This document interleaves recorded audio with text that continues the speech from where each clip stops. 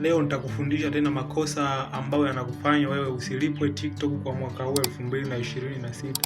Nitakuzungumzia makosa matatu tu, ingali nilishakwambia kwamba TikTok hailipi direct kwa hapa Tanzania, na nikakupa mbinu mbadala ambazo zinaweza zikakufanya wewe ukapokea pesa zako na ukapokea malipo yako vizuri kutoka TikTok na ukiwa hapa Tanzania bila hata kutumia VPN. Basi kama unatumia hizo mbinu, mimi leo nimekuletea makosa matatu ambayo yanaweza yakakufanya wewe usilipwe kabisa. Kitu cha kwanza ni kutokuwa na niche maalum, yani target audience.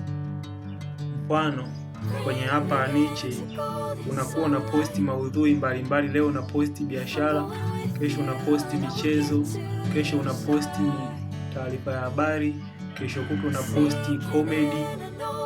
Hiyo kidogo inakuwa ni changamoto kwa kusababisha kupata malipo, kwa sababu hata wale followers ulionao wanakuwa wanakukimbia. Kwa hiyo ningeomba ubadilishe kitu kama hicho, uwe na audience au uwe na niche moja tu ambayo itakusababishia wewe uweze kulipwa direct hapa Tanzania. Kosa namba 2, packaging. Packaging hii inahusiana na video title, thumbnail na description kuhusu video yako.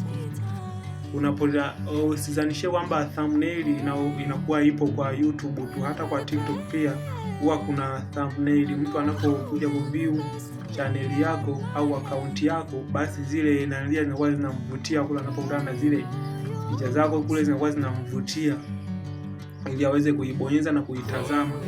Na description, unakuwa hauweki description kamili au description ya kujieleza.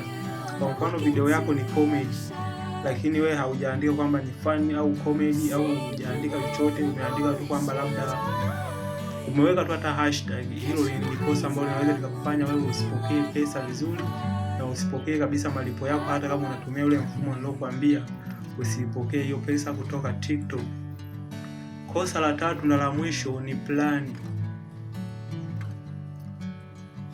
Kukosa plani.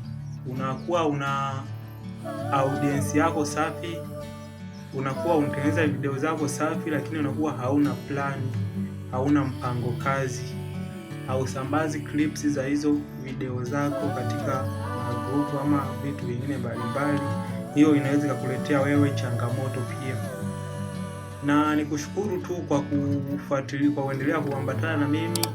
Kama utakuwa umeelewa kuangalia video hii, ningeomba usubscribe ili tuendelee, na nitakuletea video nyingine hivi karibuni, ila ni kwa msaada wako tu, kwa sababu hata hii video nimeleta kwa sababu niliwaambia baadhi ya watu katika video yangu iliyopita wa comment na wa subscribe na wame comment vile nilivyowaelekeza, na ndio maana nimeileta hii video hapa mbele yako. Kwa hiyo nakushukuru sana ndugu yangu, asante na karibu sana.